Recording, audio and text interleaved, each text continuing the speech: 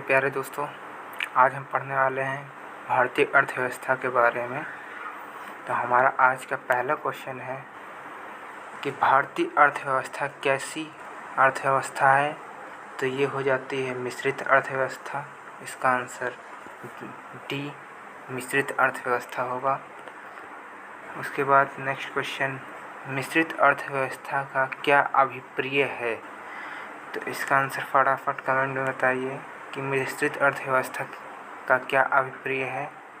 तो इसका आंसर हो जाएगा बी मिश्रित अर्थव्यवस्था सरकारी एवं निजी क्षेत्र का साहित्य अस्तित्व है। नेक्स्ट क्वेश्चन, आर्थिक विकास के दृष्टिकोण से भारत की गिनती होती है किसमें। तो भारत की गिनती होती है विकासशील राष्ट्र के रूप में हो जाती है। विकासशील राष्ट्र के रूप में हो जाती है भारत की गिनती। नेक्स्ट, भारतीय अर्थव्यवस्था का कौन सा क्षेत्र सकल राष्ट्रीय उत्पाद में सबसे अधिक योगदान करता है। तो भारतीय अर्थव्यवस्था योगदान करता है, तो ये इसका आंसर हो जाएगा तृतीय क्षेत्र। तृतीय क्षेत्र सबसे अधिक योगदान करता है। बंद अर्थव्यवस्था मतलब कि क्लोज्ड इकोनॉमी मतलब बंद अर्थव्यवस्था क्या है। वैसी है जिसमें क्या मतलब कि क्या हो जाता है। तो इसमें ना तो निर्यात ना ही आयात, इसमें ना ही निर्यात होता है ना ही आयात होता है। तो वो कैसी अर्थव्यवस्था होती है, बंद अर्थव्यवस्था होती है। ऐसी अर्थव्यवस्था को क्या कहते हैं जिसका शेष विश्व में से कोई संबंध नहीं होता। तो ऐसी अर्थव्यवस्था को क्या कहा जाता है, समृद्ध बंद तथा अर्थव्यवस्था होती है। समृद्ध बंद अर्थव्यवस्था होती क्या, कौन सी ऐसी अर्थव्यवस्था जिसका शेष विश्व में कोई संबंध नहीं होता, वो समृद्ध बंद अर्थव्यवस्था होती है। यह सत्य होगा कि भारत को परिभाषित किया जाए, कौन सा कथन सत्य है। तो इसका आंसर बी हो जाएगा, एक श्रम आधित्य वाली अर्थव्यवस्था के रूप में। 8वां, किसी देश का आर्थिक विकास निर्भर किस पर करता है। तो किसी देश का आर्थिक विकास किस पर करता है, तो प्राकृतिक संसाधन पर भी करता है। आर्थिक विकास प्राकृतिक संसाधन होंगे तो भी विकास होगा। पूंजी निर्माण, बाजार का आकार, ये तीनों ही होंगे तो उपयुक्त सभी। तो इसका आंसर डी, 8वां का आंसर डी। फिर आता है वैश्वीकरण मतलब कि ग्लोबलाइजेशन का अर्थ क्या है।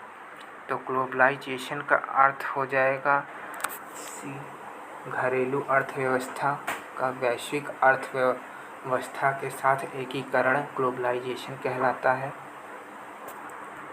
वैश्वीकरण ग्लोबलाइजेशन की प्रक्रिया से क्या अभिप्राय है। तो ग्लोबलाइजेशन की प्रक्रिया से क्या अभिप्राय है, तो इसका आंसर भी हो जाएगा अंतर्राष्ट्रीय व्यापार में बाधाओं को समाप्त करना ग्लोबलाइजेशन की प्रक्रिया कहलाता है।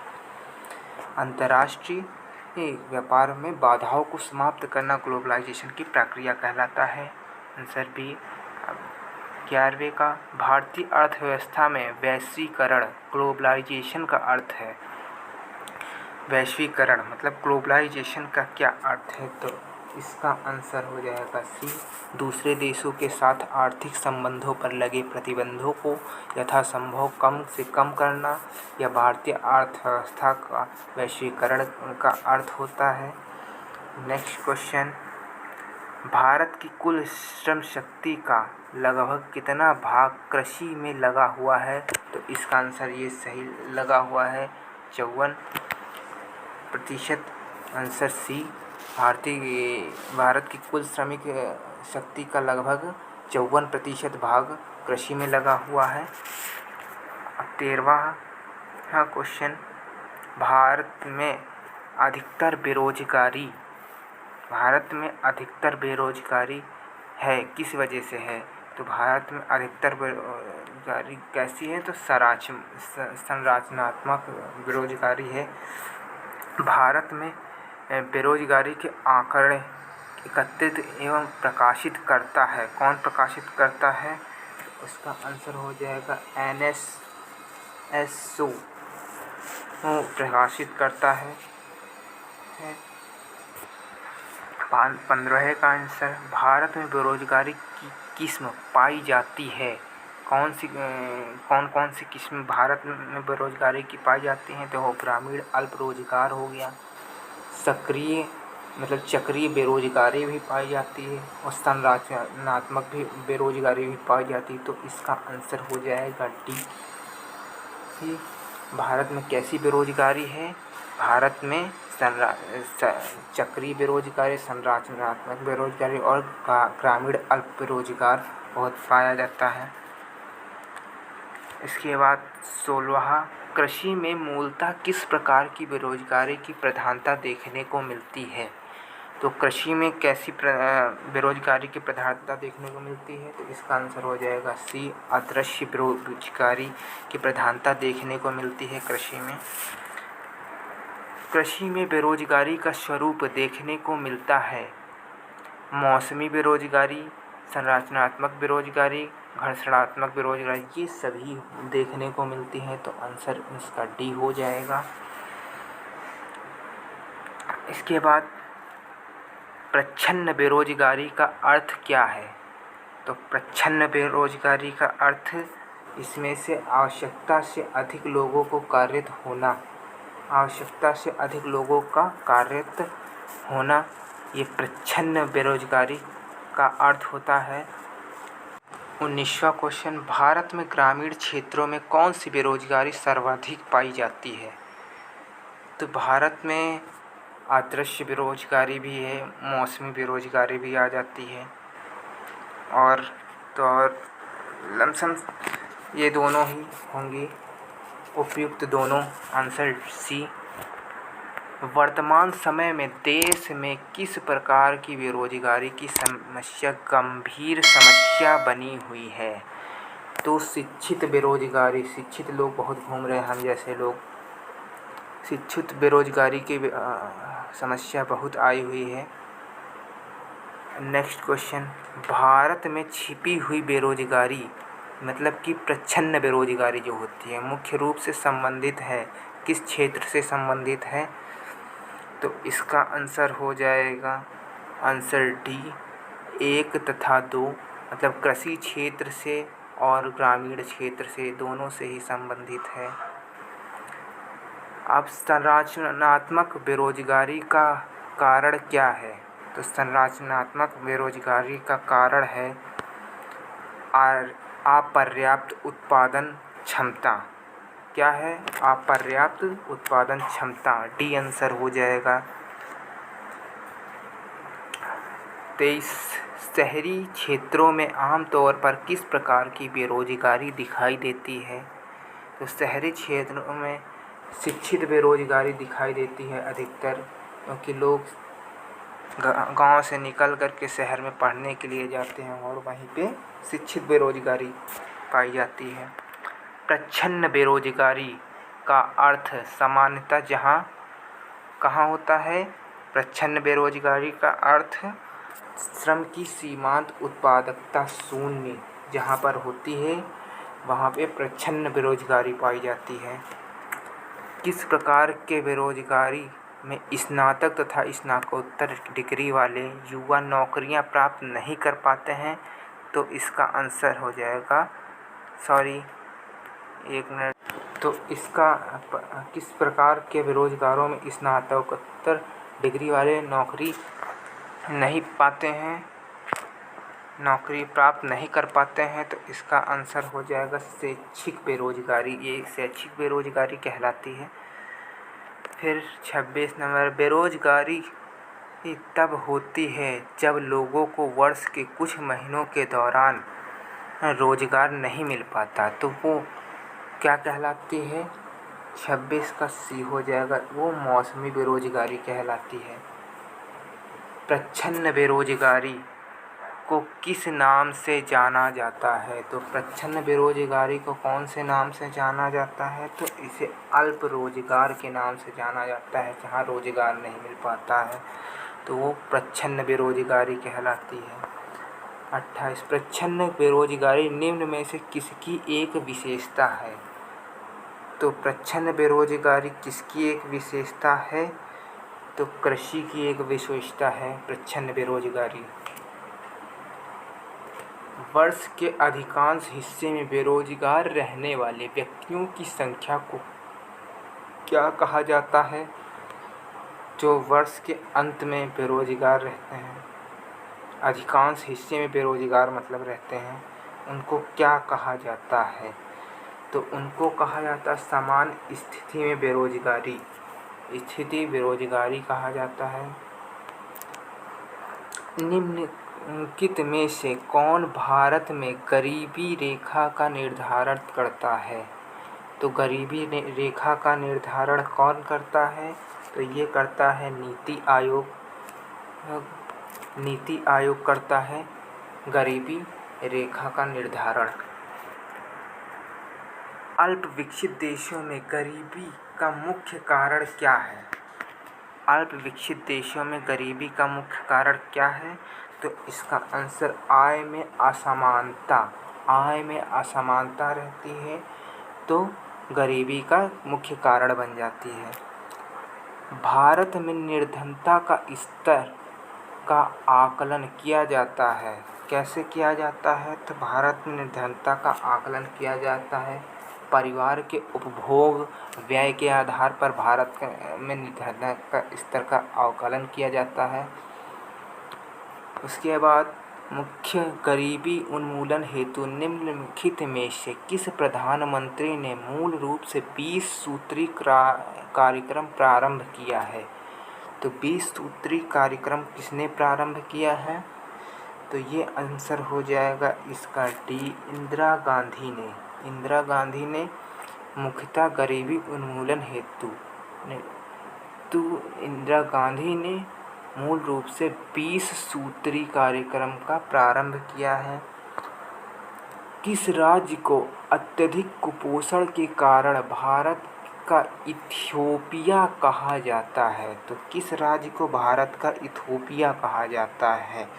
तो इसका आंसर हो जाएगा मध्य प्रदेश को भारत का इथियोपिया कहा जाता है। निम्नलिखित में से कौन सा एक सूचकांक भारत में गरीबी की तीव्रता की माप के लिए सबसे उपयुक्त माना जाता है? तो कौन सा सूचकांक है जो भारत में गरीबी की तीव्रता को मापा जाता है? बहुआयामी गरीबी सूचकांक को माना जाता है। बहुआयामी गरीबी सूचकांक। निम्नलिखित में से कौन सा कार्यक्रम ग्रामीण भारत की गरीबी को दूर करने हेतु किया गया था?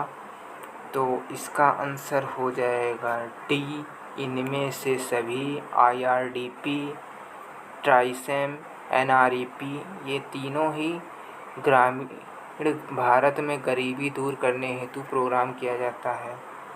अब 37 नंबर, इन दोनों कथनों में कौन सा सही है? भारत में नगरीय गरीबी की जड़ें ग्रामीण क्षेत्रों में निहित हैं और कारण ग्रामीण क्षेत्रों में शिक्षा का स्तर नीचा है।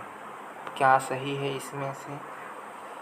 तो इसका आंसर हो जाएगा बी।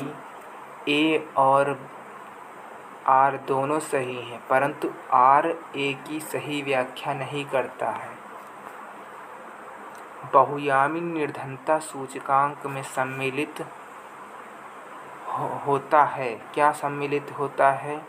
तो इसका आंसर क्या होगा? तो इसका आंसर हो जाएगा डी। 1, 2 और 3 तीनों ही सही हैं। 1, 2 और 3 ये तीनों ही सही हैं। तो इसका आंसर हो जाएगा डी। स्वास्थ्य, शिक्षा और जीवन स्तर पर निर्भर करता है। अब क्वेश्चन नंबर 39, भारत में निर्धनता अनुपात घट रहा है। क्यों घट रहा है? क्योंकि 15 से 59 वर्ष की जनसंख्या सापेक्षतया अधिक है, इस वजह से निर्धनता का अनुपात घट रहा है। वर्ल्ड डेवलपमेंट रिपोर्ट किसका वार्षिक प्रकाशन है? तो वर्ल्ड डेवलपमेंट रिपोर्ट किसका वार्षिक प्रकाशन है? तो IBRD का प्रकाशन है। मानव विकास सूचकांक मतलब HDI किसने बनाया? तो मानव विकास सूचकांक किसने बनाया? तो इसका आंसर डी हो जाएगा, UNDP ने बनाया। अब 42 नंबर, मानव विकास की अवधारणा निम्नलिखित में से किसके द्वारा दी गई है? तो मानव विकास की अवधारणा निम्नलिखित में से सुखमेव चक्रवर्ती इसका आंसर हो जाएगा महबूब उल हक के द्वारा दी गई है। निम्नलिखित में से कौन सा मानव विकास सूचकांक हिस्सा नहीं है? तो इसका आंसर हो जाएगा डी, सकल नाम निवेश। ये मानव विकास सूचकांक का हिस्सा नहीं है। मानव विकास सूचकांक HDI का आधार क्या है? HDI का आधार क्या है? तो इसका आंसर हो जाएगा सी, स्वस्थ शिक्षा जीवन स्तर। यह मानव विकास सूचकांक HDI का आधार है। नेक्स्ट क्वेश्चन, राज्य स्तरीय मानव विकास रिपोर्ट जारी करने वाला प्रथम राज्य कौन है? तो राज्य स्तरीय मानव विकास रिपोर्ट जारी करने वाला प्रथम राज्य जो है वो है सी, इसका आंसर मध्य प्रदेश राज्य मानव विकास रिपोर्ट जारी करने वाला प्रथम राज्य है। संयुक्त राष्ट्र विकास कार्यक्रम UNDP की मानव विकास रिपोर्ट की तर्ज पर भारत की पहली मानव विकास रिपोर्ट कब जारी किया गया?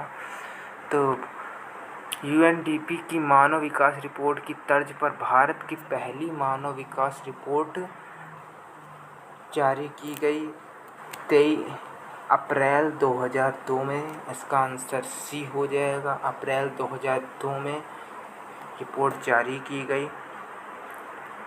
UNDP की मानव विकास रिपोर्ट में भारत को किस श्रेणी में रखा गया है? तो भारत को किस श्रेणी में रखा गया है?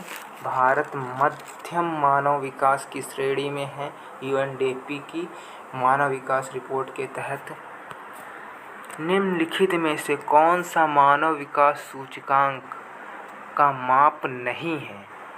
तो कौन सा मानव विकास का माप नहीं है? तो लिंग अनुपात जो है ये मानव विकास सूचकांक का माप नहीं है, ये मानव विकास में नहीं आता।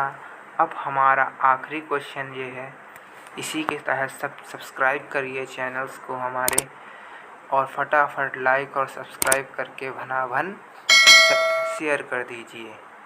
तो आखिरी क्वेश्चन, निम्नलिखित में से कौन सा एक असमानता घटाने का उपाय नहीं है? तो यह भारतीय अर्थव्यवस्था उदारीकरण इसका आंसर हो जाएगा। इसी के साथ आप सभी को धन्यवाद। मैं रवि कुमार आप सभी को बहुत बहुत तहे दिल से धन्यवाद करता हूं, और मेरे चैनल को सब्सक्राइब कर लीजिए। आगे इसी तरीके से हम लूसेंट के क्वेश्चन लाते रहेंगे, और आप लोग सब्सक्राइब करेंगे, लाइक करेंगे तो मेरा मनोबल बढ़ेगा। धन्यवाद, बाय बाय।